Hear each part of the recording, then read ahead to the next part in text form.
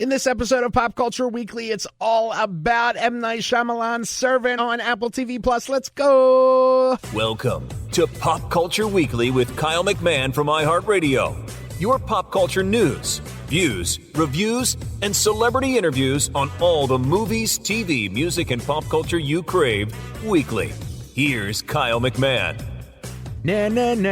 What's up? And welcome to Pop Culture Weekly from iHeartRadio. I'm Kyle McMahon. I'm also Kyle McMahon. I normally do, say something else, so I'm all discombobulated. Happy 2023. I hope that it's been awesome for you. I've been talking to a bunch of you on Twitter and Instagram and Facebook, and I really appreciate all of your messages and tweets and comments and all that good stuff. I've been trying to reply to as many as I can, and I love it. So we have some really cool stuff coming up this year, especially in the next month or two. Who knows what that might be? Maybe it's a contest. Maybe it has something to do with, I don't know. Who knows? Who knows what the eras will bring?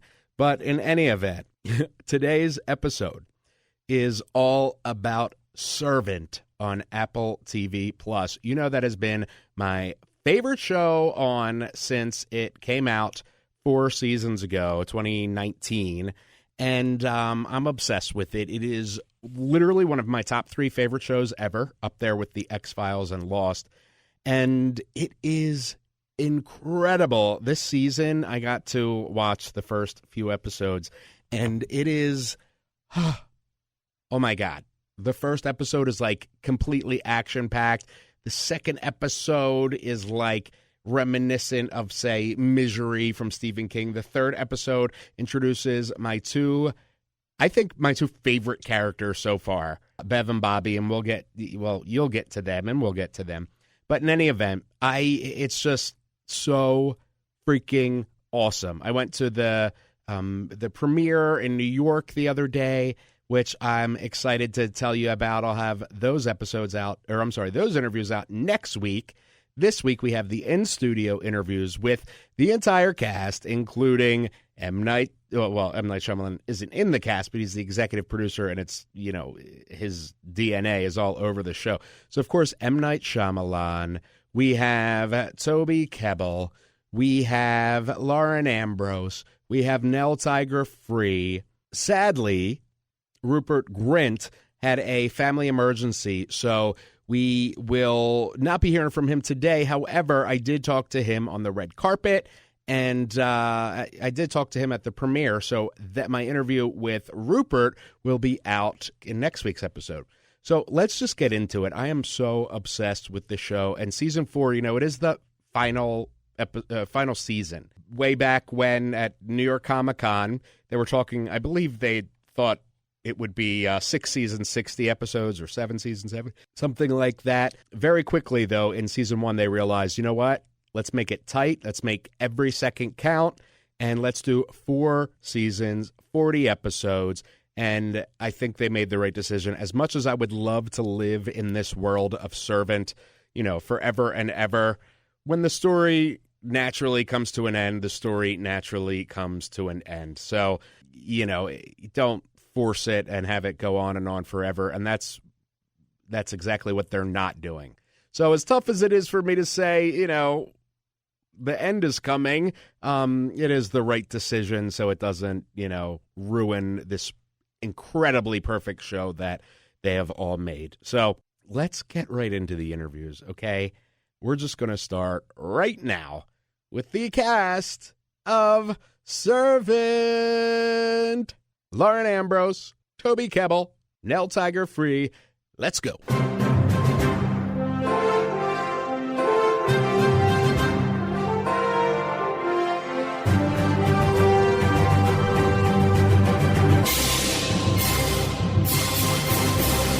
Thank you all so much. I'm so happy to talk to all 3 of you. Once again, I'm sad that this will be the last time together for Servant that, we'll be speaking. But I want to congratulate you all on season 4. I watched the first 3 episodes and it is absolutely incredible. One of my favorite shows of all time. And season 4 has just cemented that.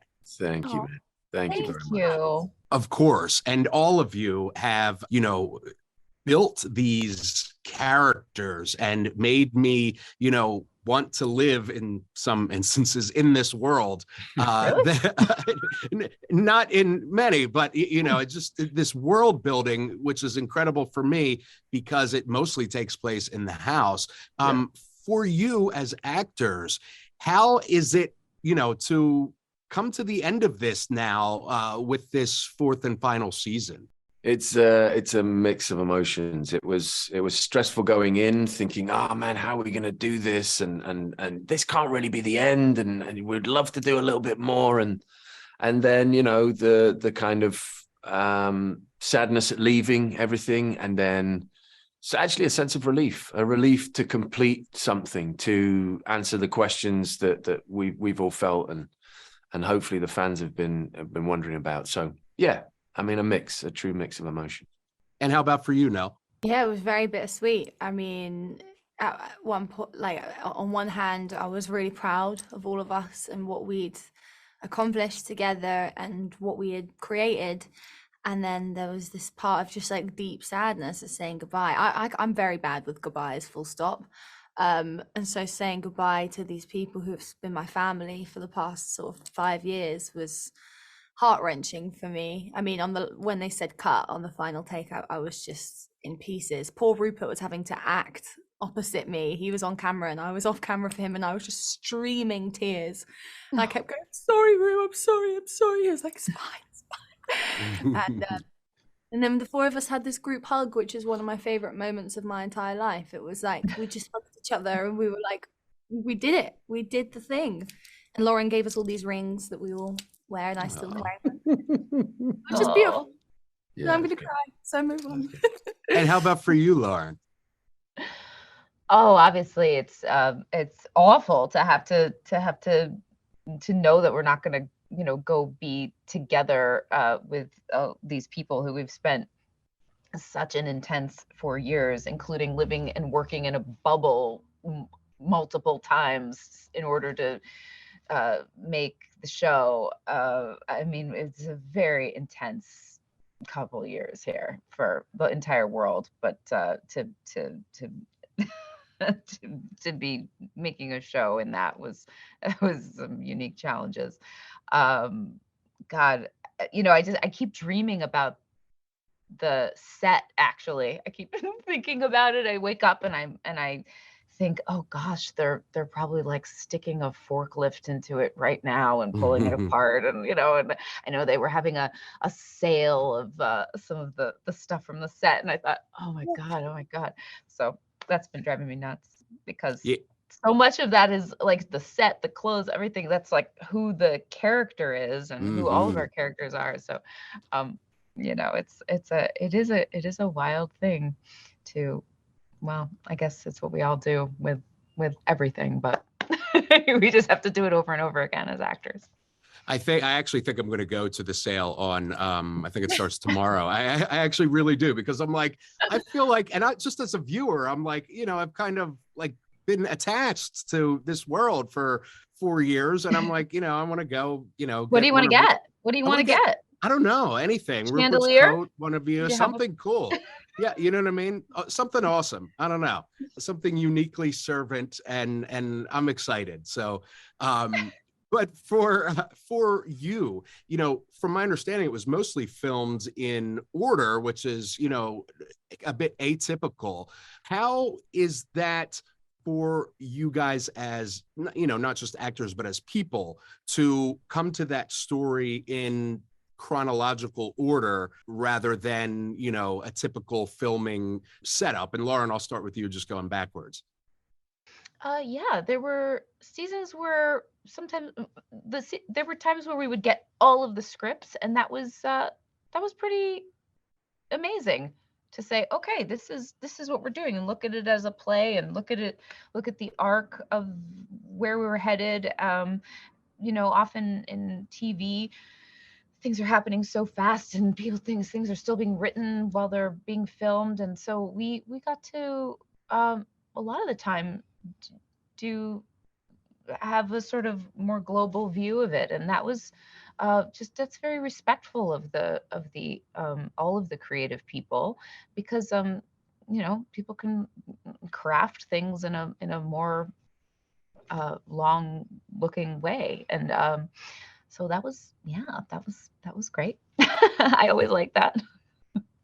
And for you, Nell? Yeah, I mean, working chronologically is so helpful. It's just so helpful. I mean, it's kind of disarming when you're walking in and you're doing one scene, and then 20 minutes later you're doing a scene from that's supposed to be 3 weeks in the future. I mean, it can just sort of throw you out of whack, and it's difficult to jump around and keep it linear and keep it natural, which is something that's difficult, like on feature films where everything is out of order. But with this show, and we had so much content and we had so much time to do it, and everything as much as we possibly could, it really, and because we had the house and that was our main set and that's where we were and we built it so we could do what we wanted with it, that really lent itself to us being able to take our time and go step by step and sort of let the natural progression. When we first did season 1, episode 1, we were all practically strangers. We didn't know each other very well, and that was so helpful for my character, because I was sort of getting to know Lauren and Toby and Rupert as Leanne was, and then by season 4 I'm like, oh yeah, I'm used to this lot, because they're like family, and it's just that natural progression is really useful. It really is a gift. Yeah. Awesome. and Toby? Yeah, I mean, look, energetically, it's very useful. You go through the process, you go through the emotion in the right order. It's also useful if there's a rain scene. I mean, just the very simple practicality of something. If there's a rain scene and you're inside coming out of a storm and you're not quite as wet as you get in the take of you being out in the rain, it's just always useful to have done it in the right order. Chronologically is, it's how you read a book. It's how you read a recipe. It's useful. Well, and it comes off in the show, rewarding for the viewer. Thank you all so much. I can't wait for everybody to see season 4 of Serving. Thank you so much.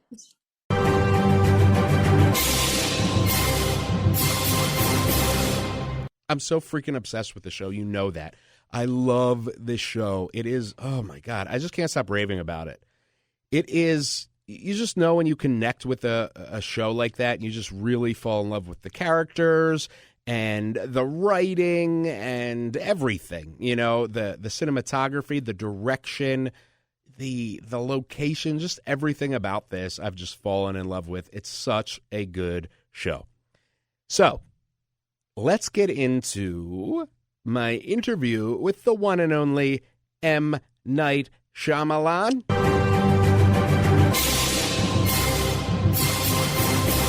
Hey, Night, great to talk to you again about one of my favorite shows ever. Good to see you again, man. So, first of all, congratulations on season 4, 4th and final season. What is it like for you to be able to know that you're able to tell the story in a way that is final? You know what I mean? And what I mean by that is, you knew going in that you had an outline for a certain amount of shows and you were able to do that. Does that help? Now that you're at the end of it, looking back, does that help you, or do you prefer that? Yeah, I mean, that was I think the most important thing that I wanted everyone to understand is that we were going to have an ending, and we were going to aim towards that ending. If we were lucky enough to get to this place where we're allowed to tell the story, we're going to finish. And, we are in that wonderful, place where the audience is the largest it's ever been. Apple's really excited, and our cast and crew is really healthy, and we could go on. But that's not the reason to go on. The story tells us what to do. And so I'm very, very happy that we're where we want to look. Am I feeling like I'm a little bit crazy? Yeah, I do feel like I'm a little bit crazy for stopping this, but And maybe one day I'll be like, why didn't I do just 2 more seasons or something, you know? But I just let the story tell me where it wanted to end, and so this was effortless to do this. So I don't want it to turn into, jamming or, making up reasons to keep going. Absolutely. And that's one of the reasons, one of the many reasons that I adore Servant so much is every episode is forward. It's never it's never something where you're just kind of scuttled as a viewer. It's all so jam-packed with story and information and symbolism that there is no filler. And it's so rewarding as somebody watching that story. And Thank you so much. That's so sweet. When I watch a TV show, I get hit when an episode didn't earn its place in the story, and when it finishes, I'm hurt. And my wife or my kids who watch lots of shows, they just keep going, right? And I'm devastated. They can see my head go down, and I'm going, I don't know if I can go on with this show because that episode, but I know that maybe they'll find their way in the episodes 2 or 3, but I didn't want that for us. I did want 40 episodes where we're so proud of them as achievements in and of themselves, and they were indispensable. I totally agree with you, and I love that. And as a viewer, it's like I feel the same way. It's like I want to continue to live with these people, but I also appreciate that you haven't made me want to not live with these people anymore, if you know what I mean. And it's the series and you and the whole team has done such a great job of world building, which I find especially interesting because most of the story takes place in this house. It's so richly layered with people like, Bev and Bobby. I absolutely love them. And I feel like, I feel like it could be like a servant universe where they just appear at, various things. I love them so much, but they're a great example of why, I just fell in love with them the second they came on the screen. And, the entire creative team has done such a great job with giving everybody just a whole history within seconds, if you know what I mean, as a viewer. And that's so appreciated for me. What's it like for you, being, the head of all of this, to be able to work with such an incredible team, from actors to writers to, set dressers and everything? I'll come with, let's say, a kind of an inspiration and tell the team, hey, I want to have these arsenic and old lace characters, these kind of old ladies that you're not sure where they're coming from, and their humor is inappropriate, and what are they up to? I want these kind of characters, like in a Hitchcock movie where, he'll have like a dinner party, like Strangers on a Train, and go to the dinner party, and there's these older ladies, and he's like, well, how would you murder someone? And they were like, hey, I would burn them. And they giggle, and you're just loving these old ladies that are getting like evil. And I wanted those kind of characters. And I'd say to the writers and the directors, these are my cinematic influences. Then they get inspired by that and say, hey, how about she did this? Or how about she did this? And I'll be like, that's amazing. That's a great idea. Let's have that moment happen. That would be so crazy and spooky. I love it. Thank you so much. I realized as I was watching, the first 3 episodes of season 4 last night, that I regret that we didn't reach out to your people to have me, because I could have been an amazing homeless guy, especially a passed out homeless guy in the encampment. I was rehearsing and all for you. So, but anyway, thank you. I DM'd your inbox. You never got back to me. I saw the same thing in you. I was like, this is it. Especially if it's drunk, I would have killed it. But thank you so much, Knight, for speaking with me. Servant season 4. I can't wait for everybody to see this. Take care.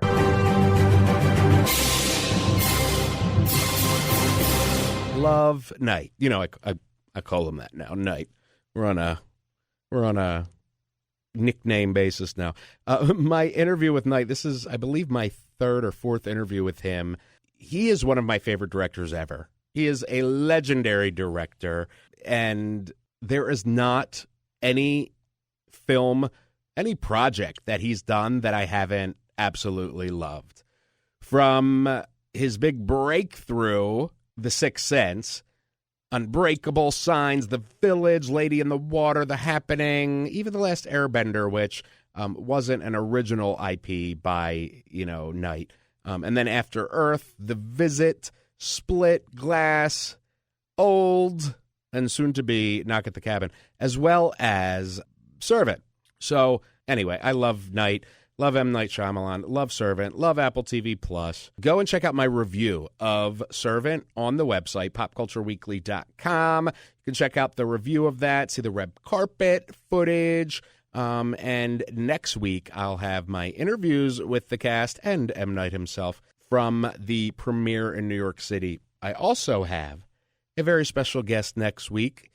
You may know him as Jason Segel.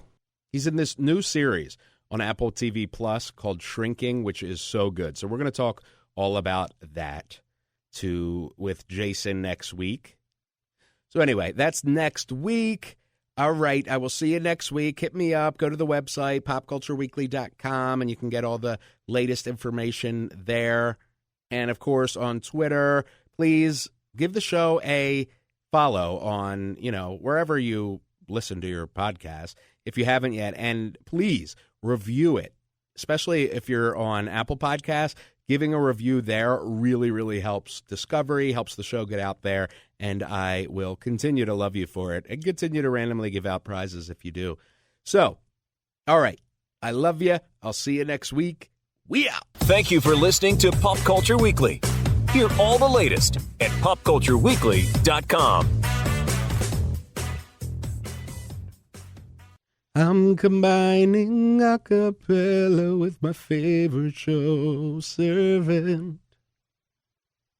I wonder what'll happen to Jericho.